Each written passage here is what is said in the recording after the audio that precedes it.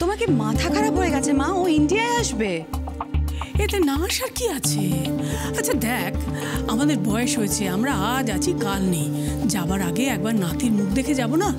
এটা কি খুব বেশি চাওয়া? আরে সেটা নয় মা, এখানকার এনভায়রনমেন্ট, সিস্টেম, কালচার ওর কোনো কিছুই তো পছন্দ না। পছন্দ হবে কি করে? ও তো আমাদের কাউকে চেনেই না। মা আচ্ছা তুমি আমার একটা কথা বলো, এতদিন পরে নতুন করে চেনা জানা পছন্দ এগুলো কি পসিবল নাকি? দূর। আরে চেনা জানা পছন্দের জন্যে আমি ওকে আসতে বলিনি। ওকে আমি আসতে বলেছি এই জন্যে যে আমাদের বাড়ির একটা এত বড় ব্যবসা, সেখানে ও কিনা একটা অন্য লোকের কোম্পানিতে একটা চাকরি করবে। মা প্লিজ। আচ্ছা তুই তুই আমার কথাটা একটু বোঝবার চেষ্টা কর সোহিনী। ও যদি এখানে চলে আসে, সবার সঙ্গে কাঁধে কাঁধ মিলিয়ে বাড়ির ব্যবসা সামলায়, তাহলে দেখবি ও খুব ভালো থাকবে। মা ও শ্রমিককে ঘেন্না করে।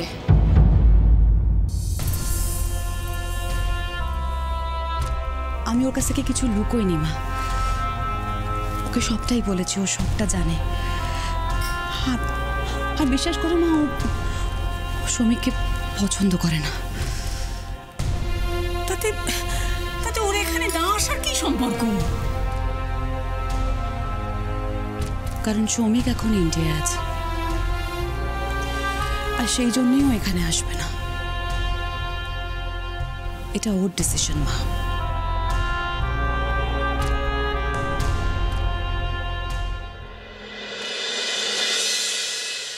এটা তো অ্যাটেম্পট টু মার্ডার। ওর যাবজ্জীবন কারাদণ্ড হওয়া উচিত।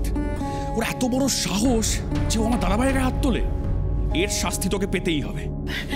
ঠিকই তো, ঠিকই তো, বাবা ঠিক কথাই বলেছে। হ্যাঁ, আমাদের জামাইয়ের গায়ে হাত তুলেছে, চারটিখানি কথা নয়। তবে ওই ছেলেটার কাল যা শিক্ষা হওয়ার হয়ে গেছে। হ্যাঁ, আমাদের চারুমা এমন শাস্তি দিয়েছে ছেলেটাকে, বাবা যা দেখলাম না, নিজের চোখে না দেখলে বিশ্বাস করতেম না।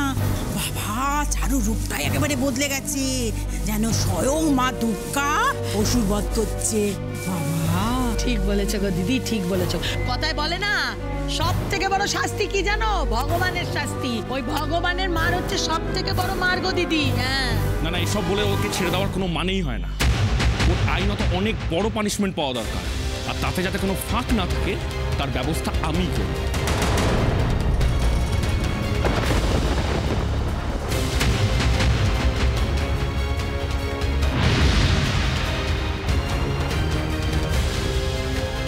গেল, এই ক্যাবলা যখন গো ধরেছে, আমায় আর কেউ বাঁচাতে পারবে না। না অংশ,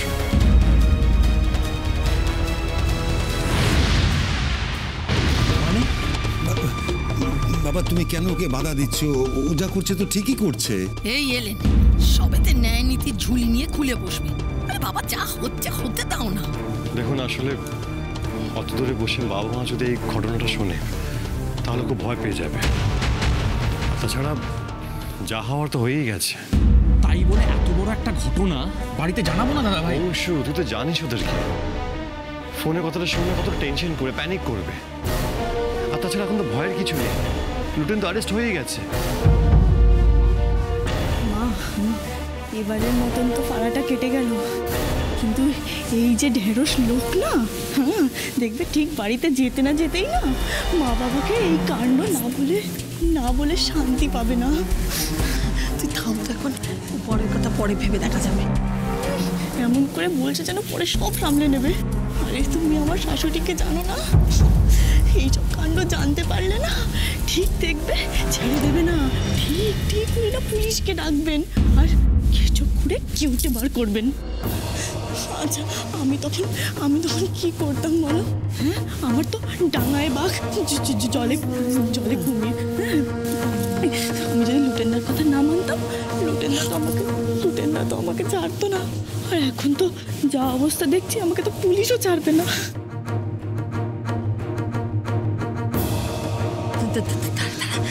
দেখছি এখন শান্ত দাঁড়া। আমি সত্যি লজ্জিত বাবা, এরকম একটা বিশ্রী ঘটনা ঘটলো এইখানে এসে। দেখুন আপনি কেন এভাবে ভাবছেন?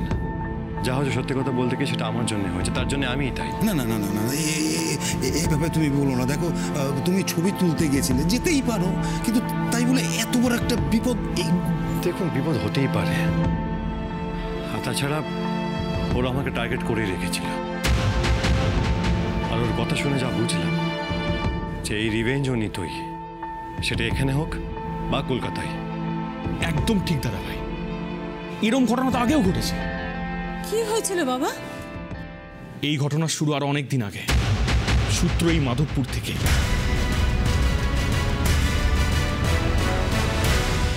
আপনাকে আমার একটা কথা জিজ্ঞেস করার আছে।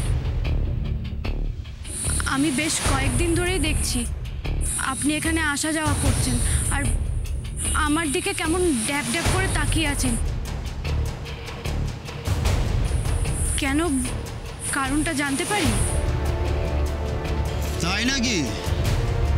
তো ভদ্র বাড়ির ছেলের এই গুণটাও আছে? দেখুন, আপনি শুধু শুধু কথা বাড়াচ্ছেন। ওই ওই, মুখ সামনে কথা বলবি। হ্যাঁ, আমি ঝামেলা করছি, আমি ঝামেলা করছি। শহর থেকে কোন মতলবে এখানে আসে রোজ, এবার তো বোঝাই যাচ্ছে। দেখুন, একটা ছোট্ট ব্যাপারকে আপনারা না বুঝে শুধু শুধু বাড়াচ্ছেন। লুটেন না, তুমি ওনার গায়ে এভাবে হাত তুলছো কেন? চল।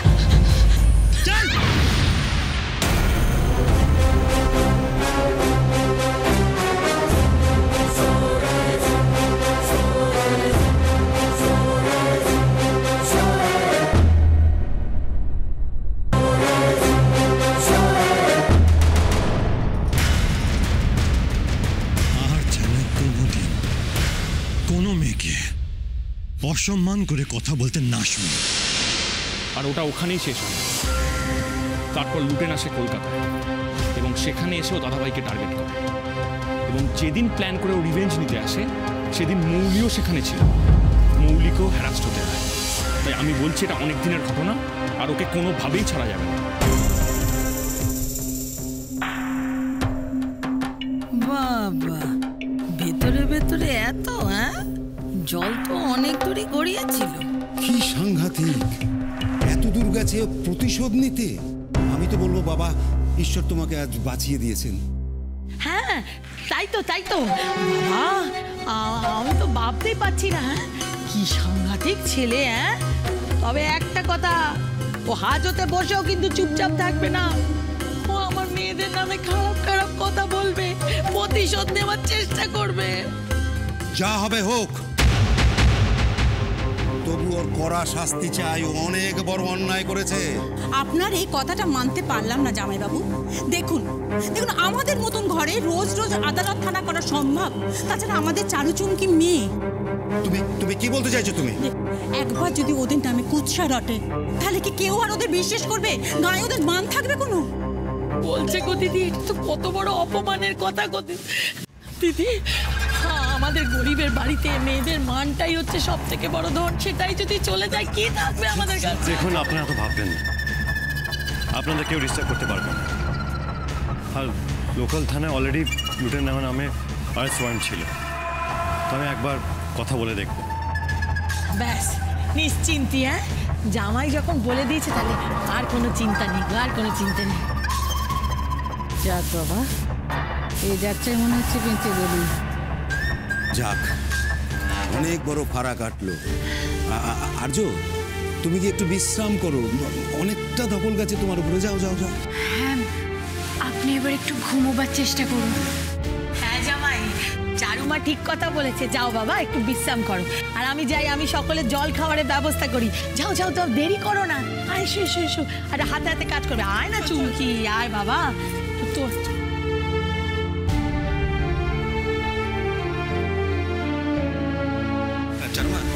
মা, শোন না, তুই আজ ঠিক সময় মতো পৌঁছে গেছিলি, নাহলে আজ যে কি হতো রে মা।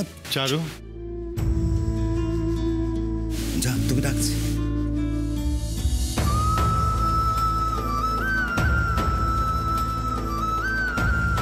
বলুন। চারু, প্রত্যেকটা খারাপ জিনিসের একটা ভালো দিক থাকে, আর আজকের ঘটনাও আছে। আপনি আমার মতো একজন মানুষকে কেন বিয়ে করেছেন,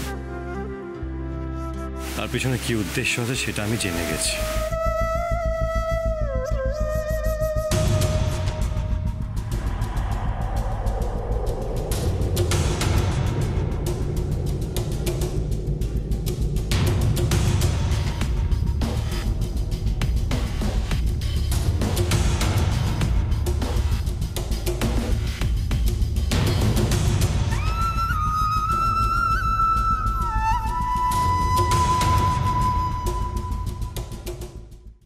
আমাদের একটু পরেই বেরোতে হবে। চারু প্লিজ আপনার পায়ের নুপুরগুলো খুলে ফেলুন, কারণ আপনার নুপুরের শব্দগুলো আমাকে ডিস্ট্র্যাক্ট করছে। আর হ্যাঁ, কি যেন আপনি বলছিলেন? বাবা ফোন করেছিলেন, আজই ফিরতে হবে। আমি একাই যাব কলকাতায়, আর আপনি এখানেই থাকবেন। ঝিঝির বাতি